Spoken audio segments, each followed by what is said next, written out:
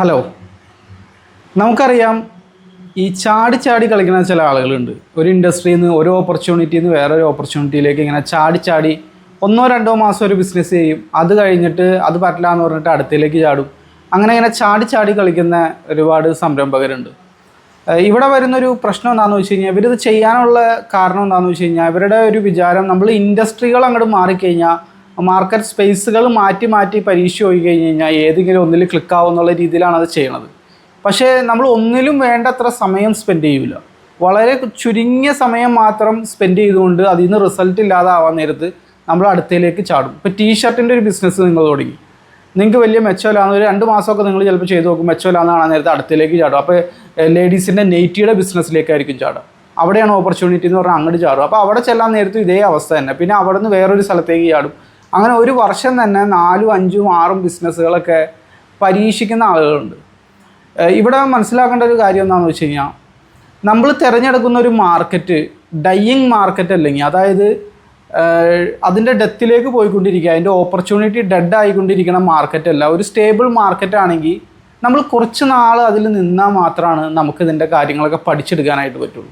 ഇപ്പോൾ ഉദാഹരണത്തിന് നിങ്ങൾ ഇൻ്റർനെറ്റ് കഫേ ഇന്ന് സ്റ്റാർട്ട് ചെയ്യാൻ പോവുകയാണെങ്കിൽ അതത്ര നല്ലൊരു ഓപ്പർച്യൂണിറ്റി എന്ന് പറയാൻ പറ്റില്ല. കാരണം എല്ലാവരുടെ അടുത്തും ഇൻ്റർനെറ്റ്, ഫാസ്റ്റ് ഇൻ്റർനെറ്റ് എല്ലാവരുടെ സെൽഫോണിലും ഇപ്പോൾ അവൈലബിൾ ആണ്. അപ്പോൾ നമുക്കിപ്പോൾ ഇന്നൊരു ഇൻ്റർനെറ്റ് കഫേയുടെ ആവശ്യമുണ്ടോ എന്ന് ചോദിച്ചു കഴിഞ്ഞ് കഴിഞ്ഞാൽ ശരിക്കും പറഞ്ഞാൽ ഇല്ല. അപ്പോൾ അതൊരു ഡൈയിങ് മാർക്കറ്റാണ്, ഫ്യൂച്ചറിൽ വലിയ പ്രോമിസിങ് ഉള്ളതല്ല. പക്ഷേ ടീഷർട്ട്, അതുപോലെ തന്നെ നെയ്റ്റി, ഇങ്ങനത്തെയൊക്കെ എന്തെങ്കിലുമൊക്കെ ബിസിനസ്സാണ് നിങ്ങൾ സ്റ്റാർട്ട് ചെയ്യാൻ പോകണമെങ്കിൽ അതൊക്കെ സ്റ്റേബിൾ മാർക്കറ്റുകളാണ്. അതായത് നാളെ മുതൽ ആളുകൾ ഇനി നെയ്റ്റി ഇടില്ല, നെയ്റ്റി കംപ്ലീറ്റ് ആയിട്ട് ഒഴിവാക്കുമെന്ന് പറയാൻ പറ്റില്ല. ഇപ്പോൾ ആർട്ടിഫിഷ്യൽ ഇൻ്റലിജൻസ് ഒക്കെ വന്നാൽ തന്നെ നെയ്റ്റി അവിടെ തന്നെ ഉണ്ടാവും, ടീഷർട്ട് അവിടെ തന്നെ ഉണ്ടാവും. അപ്പോൾ അതൊക്കെ എന്ന് പറഞ്ഞു കഴിഞ്ഞാൽ ഒരു സ്റ്റേബിൾ മാർക്കറ്റാണ്. അപ്പോൾ അത്തരം മാർക്കറ്റുകളിലേക്ക് നമ്മൾ ഇറങ്ങിക്കഴിഞ്ഞ് കഴിഞ്ഞാൽ ഒന്നല്ലെങ്കിൽ ഗ്രോത്ത് ഉള്ള മാർക്കറ്റ് ആയിരിക്കണം, ഫ്യൂച്ചറിസ്റ്റിക് ആയിട്ടുള്ള മാർക്കറ്റ് ആയിരിക്കണം. എല്ലാവർക്കും അതിന് സാധിച്ചോളണമെന്നില്ല. ടെക്നോളജിയൊക്കെ വെച്ച് ബിസിനസ് ചെയ്യാൻ എല്ലാവർക്കും സാധിച്ചോളണമെന്നില്ല. നമുക്ക് ഏതെങ്കിലും ഒരു സ്റ്റേബിൾ ആയിട്ടുള്ള ഒരു മാർക്കറ്റ് പിക്ക് ചെയ്തിട്ട് ഡൈയിങ് ആവരുതെന്ന് മാത്രമേ ഉള്ളൂ. അതിലൊരു കുറച്ച് കാലം നിന്നാൽ മാത്രമാണ് നമുക്കതിൻ്റെ കാര്യങ്ങളൊക്കെ പഠിച്ചെടുക്കാനായിട്ട് പറ്റുള്ളൂ. ഇപ്പോൾ ടീഷർട്ട് 2 മാസം നിങ്ങൾ ട്രൈ ചെയ്ത് നോക്കി, അത് വർക്കൗട്ട് ആവണില്ല, പെട്ടെന്ന് തന്നെ വേറൊരു മേഖലയിലേക്ക് ചാടാൻ നേരത്ത് ഈ ടീഷർട്ടിൻ്റെ ബിസിനസ്സിൽ നിങ്ങൾ എന്തൊക്കെ പ്രോബ്ലംസ് ഫേസ് ചെയ്തോ സമാനമായിട്ടുള്ള പ്രോബ്ലംസൊക്കെ ഈ നെയ്റ്റിയുടെ ബിസിനസ്സിലും നിങ്ങൾ ഫേസ് ചെയ്യേണ്ടതായിട്ട് വരും. എവിടെ നിന്ന് നല്ല സപ്ലയറെ കിട്ടും, അത് നിങ്ങളൊരു ടീഷർട്ടിൻ്റെ നിന്ന് നിങ്ങൾ പഠിച്ചു വരുമ്പോഴത്തേക്കും ആയിരിക്കും നിങ്ങളത് ഉപേക്ഷിച്ച് അടുത്തയിലേക്ക് ചാടാം. അപ്പോൾ നെയ്റ്റിയിൽ നല്ല സപ്ലയറെ കണ്ടുപിടിക്കണമല്ലോ. ഏതാണ് നല്ല ക്വാളിറ്റി, ഏതൊക്കെ ഡിസൈൻസ് ആണ് കസ്റ്റമേഴ്സിന് ഇഷ്ടമുള്ളത്, ആരാണ് നമ്മളുടെ കസ്റ്റമേഴ്സ്, ഏത് വിഭാഗം കസ്റ്റമറെ ടാർഗറ്റ് ചെയ്ത് കഴിഞ്ഞാൽ കൂടുതൽ സെയിൽ വരും, കൂടുതൽ പ്രോഫിറ്റ് ആർക്ക് വിൽക്കുമ്പോഴാണ്, എവിടെ വിൽക്കുമ്പോഴാണ് കൂടുതൽ പ്രോഫിറ്റ് കിട്ടണത്, ഇതൊക്കെ പഠിക്കണമെങ്കിൽ നമ്മൾ കുറച്ച് കാലം ആ ഇൻഡസ്ട്രിയിൽ നിൽക്കണം. എന്നാൽ മാത്രമാണ് നമ്മൾ ചാടി കളിച്ച് കഴിഞ്ഞാൽ നമുക്ക് വലിയ ബെനിഫിറ്റോ കാര്യങ്ങളോ ഉണ്ടാവില്ല. കുറച്ച് കാലം നിന്നാൽ മാത്രമാണ് ഏത് ഇൻഡസ്ട്രി ആണെങ്കിലും നമുക്ക് ഇപ്പോൾ ഒന്നും അറിയാതെ സ്റ്റാർട്ട് ചെയ്താൽ പോലും കുറച്ച് കാലം അതിൽ നിന്ന് പരീക്ഷണങ്ങളൊക്കെ നടത്തി മാറ്റി മറിച്ച് എക്സ്പെരിമെൻറ്റേഷനൊക്കെ നടത്തി കഴിഞ്ഞ് കഴിഞ്ഞാൽ നമുക്ക് ആ ബിസിനസ് നല്ല രീതിയിൽ കൊണ്ടുപോകാനായിട്ട് പറ്റും. ഇപ്പോൾ നിങ്ങൾ സക്സസ്ഫുൾ ആയിട്ടുള്ള കേരളത്തിലെ ആവട്ടെ പുറത്തെ ബിസിനസ്സുകാരെയൊക്കെ എടുത്ത് നോക്കിയോ, അവർ ഏതെങ്കിലും ഒരു ഇൻഡസ്ട്രിയിലായിരിക്കും അവരുടെ ആ ഒരു ബിഗ് മണി അവർ മേക്ക് ചെയ്തേക്കണം, ഏതെങ്കിലും ഒരു മേഖലയിലായിരിക്കും. വലിയ സമ്പത്ത് അവരുടെ അടുത്തേക്ക് വന്നതിന് ശേഷം അവർ ഡൈവേഴ്സിഫൈ ചെയ്തിട്ടുണ്ട്. ഇപ്പോൾ പല മേഖലയിലേക്ക് അവർ ഡൈവേഴ്സിഫൈ ചെയ്യും. പക്ഷേ ഇനീഷ്യലി അവരുടെ ഒരു ബിഗ് മണി അവർ പലപ്പോഴും മേക്ക് ചെയ്തേക്കണം ഏതെങ്കിലും ഒരു ഇൻഡസ്ട്രിയിൽ ഉറച്ചു നിന്നുകൊണ്ടായിരിക്കും. അവരോട് ചോദിച്ചാൽ തന്നെ, സംസാരിച്ചാൽ തന്നെ അവർക്ക് ആ ഇൻഡസ്ട്രിയുമായി ബന്ധപ്പെട്ട കാര്യങ്ങളായിരിക്കും അധികം അറിയുക. മറ്റു ബിസിനസ്സൊക്കെ റൺ ചെയ്യണ വേറെ ആളുകളായിരിക്കും, അവരുടെ സ്റ്റാഫൊക്കെ ആയിരിക്കും ഹയർ ചെയ്യണത്, സ്റ്റാഫിനെ ഹയർ ചെയ്തിട്ടായിരിക്കും റൺ ചെയ്യണത്.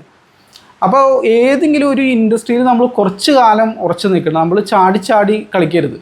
ഇനി അങ്ങനെ പരീക്ഷണങ്ങൾ നടത്തുന്ന ആളുകളാണെങ്കിൽ അവർക്ക് ഏറ്റവും ബെറ്റർ എന്ന് പറഞ്ഞു കഴിഞ്ഞാൽ റീസെല്ലിംഗ് ഒക്കെ സ്റ്റാർട്ട് ചെയ്യലാണ്. എന്തെങ്കിലും ഇപ്പോൾ കോളേജിലൊക്കെ നിങ്ങൾ ഫസ്റ്റ് ഇയറോ അങ്ങനെ എന്തെങ്കിലുമൊക്കെ പഠിക്കുന്ന ആളുകളാണെങ്കിൽ നിങ്ങൾക്ക് റീസെല്ലിങ്ങിൽ സ്റ്റാർട്ട് ചെയ്യാം. എന്നിട്ട് നിങ്ങൾക്ക് നോക്കാം, നിങ്ങൾക്ക് നിങ്ങളുടെ ഒരു ആറ്റിറ്റ്യൂഡ് അനുസരിച്ച് എത്തരം മേഖലയാണ് ബെറ്റർ എന്നുള്ളത് നോക്കിയിട്ട് നിങ്ങൾക്ക് ഏതെങ്കിലും ഒരെണ്ണം പിക്ക് ചെയ്യാം. പക്ഷേ എപ്പോഴും ബെറ്റർ എന്ന് പറഞ്ഞു കഴിഞ്ഞാൽ ചെറിയൊരു സ്മോൾ ബിസിനസ് സ്റ്റാർട്ട് ചെയ്ത് കുറച്ച് കാലം അതിൽ സ്റ്റേ ചെയ്യലായിരിക്കും. കാരണം വെച്ചാൽ മാർക്കറ്റിൽ നമുക്കുള്ള സ്പേസും കൂടി ഉണ്ടാവും. ഒരുപാട് പേര് വളരെ ഹൈപ്പർ കോമ്പറ്റീറ്റീവ് ആയിട്ടുള്ള മാർക്കറ്റ് ആകാതിരുന്നാൽ മതി. അതായത് എല്ലാവരും ഇപ്പോൾ തുടങ്ങുന്ന ബിസിനസ് അതാണ്, ഇനി നമ്മളും കൂടി ഇറങ്ങിക്കഴിഞ്ഞാൽ എന്തായാലും പരാജയപ്പെടും എന്നുള്ള ഉറപ്പുള്ള ഹൈപ്പർ കോമ്പറ്റീറ്റീവ് ആയിട്ടുള്ള ബിസിനസ്സുകൾ മാത്രം ഒഴിവാക്കിയാൽ മതി. ഈ ഹോളോബ്രിക്സിൻ്റെ ഒക്കെ ബ്രിക്സുകൾ മാനുഫാക്ചർ ചെയ്യുന്ന ഒരു കാലത്ത് വളരെ ട്രെൻഡിങ്ങായിരുന്നു. എല്ലാ വീടിൻ്റെ കുറച്ച് സ്ഥലം ബാക്കിയുണ്ടെങ്കിൽ എല്ലാവരും അത് തുടങ്ങിയാണ്.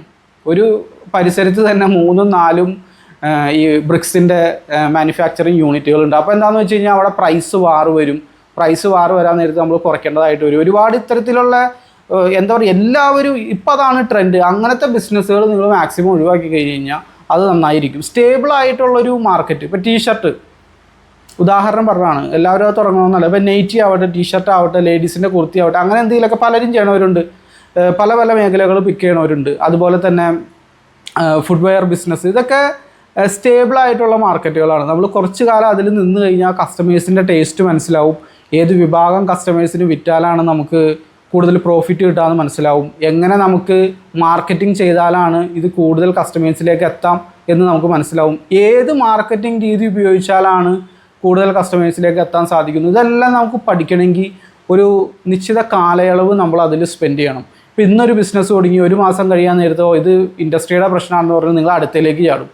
അവിടെ അതിൻ്റെ വലിയ മെച്ചമൊന്നും കാണാതെ അതിൻ്റെ അടുത്തേക്ക് ചാടും. അങ്ങനെ 2ഉം 3ഉം 4ഉം ബിസിനസ് ഒരു വർഷം തന്നെ പരീക്ഷിക്കാൻ നേരത്ത് നമ്മുടെ അടുത്ത് നിന്ന് കുറേ കാശ് ഇറങ്ങും. എന്നാൽ അതേസമയം ഏതെങ്കിലും ഒരു സ്റ്റേബിളായിട്ടുള്ള മാർക്കറ്റ് നിങ്ങൾ പിക്ക് ചെയ്ത് അതിലൊരു വർഷം നിൽക്കുകയാണെങ്കിൽ കുറേ കാര്യങ്ങളൊക്കെ നിങ്ങൾ ഓട്ടോമാറ്റിക്കലി തന്നെ പഠിക്കും. ഇപ്പോൾ ചില മോഡൽസ് കസ്റ്റമേഴ്സിന് അയച്ചു കൊടുക്കാൻ നേരത്തെ അത് അവർക്ക് ഇഷ്ടമല്ല. ഇന്ത്യയുടെ ഒരു പ്രത്യേക സ്ഥലത്തുനിന്ന് ഓർഡർ ചെയ്യാൻ നേരത്തെ അവിടെ നിന്ന് തന്നെ പ്രൊഡക്റ്റുകൾക്കൊന്നും ക്വാളിറ്റി ഇല്ല. അപ്പോൾ നിങ്ങളൊരു വലിയ പാഠം പഠിച്ചു. അപ്പോൾ ഇനി മുതൽ അവിടെ നിന്ന് ഓർഡർ ചെയ്യേണ്ട. അപ്പോൾ അടുത്ത സ്റ്റേറ്റ് നമ്മൾ പിടിക്കുക, എവിടെയാണ് കൂടുതൽ ക്വാളിറ്റിയിലുള്ളത്, എന്താണ് ക്വാളിറ്റി എന്ന് തന്നെ നമ്മൾ പഠിക്കണം.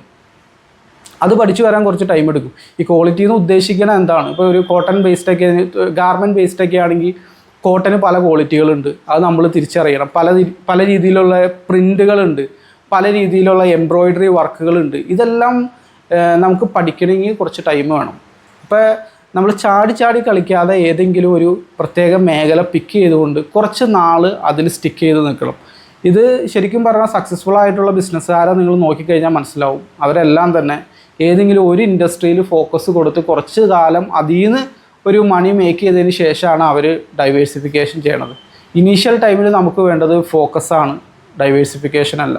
ഇനീഷ്യൽ ടൈമിൽ ജസ്റ്റ് ഏതെങ്കിലും ഒരു ഇൻഡസ്ട്രിയിൽ ഫോക്കസ് ചെയ്ത് കുറച്ച് കാലം നിന്നാൽ തന്നെ നമുക്ക് കാര്യങ്ങളൊക്കെ പഠിക്കാനായിട്ട് പറ്റും. നമുക്ക് വേണ്ട കസ്റ്റമേഴ്സിനെ എങ്ങനെയെങ്കിലുമൊക്കെ നമുക്ക് കണ്ടെത്താനായിട്ട് സാധിക്കും. അപ്പോൾ ഇതുപോലുള്ള നല്ല ബിസിനസ് വിശേഷങ്ങളുമായിട്ട് നമുക്ക് വീണ്ടും കാണാം. Thank you for watching.